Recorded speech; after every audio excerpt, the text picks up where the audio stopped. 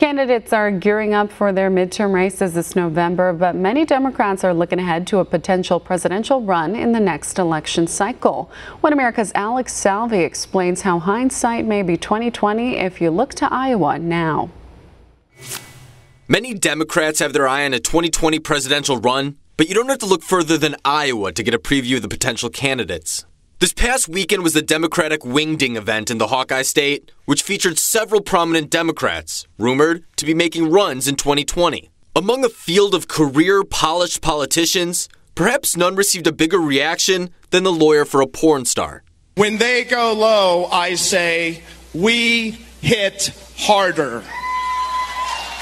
Michael Avenatti hit the stage with a combative tone over the weekend, labeling himself as a fighter, ready to take on President Trump by playing the president's own game. Trump doesn't have the character, the heart, the knowledge, or the wisdom to be president of the United States of America. Many skeptics have labeled the visit to Iowa as nothing more than a publicity stunt.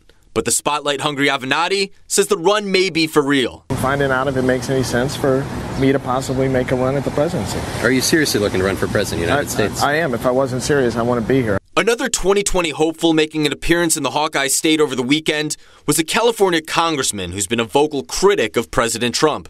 Finding out if it makes any sense for me to possibly make a run at the presidency. Are you seriously looking to run for president of the United States? I am. If I wasn't serious, I want to be here. I mean, I've got a lot of other things to do. The California lawmaker is doing everything he can to stay in the spotlight, making 233 television appearances so far this year, more than one per day.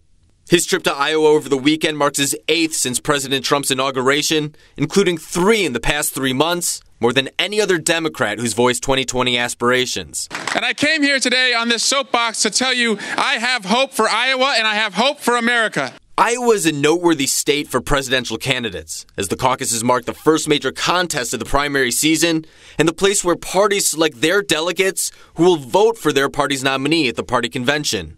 While neither Avenatti nor Swalwell are considered viable candidates for the nomination, at least not yet, many major players have visited the state.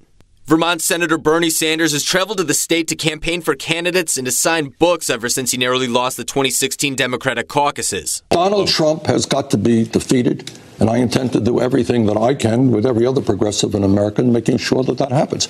Minnesota Senator Amy Klobuchar is up for re-election in her home state, but has also made 2 speeches in Iowa this election season. But several presumed 2020 presidential candidates have not made appearances in the Hawkeye state, including Senators Kirsten Gillibrand and Elizabeth Warren, and former Vice President Joe Biden. While Democrats are still divided as to who they want to support the party, Republicans are soundly behind President Trump, who holds nearly a 90% approval rating in the party.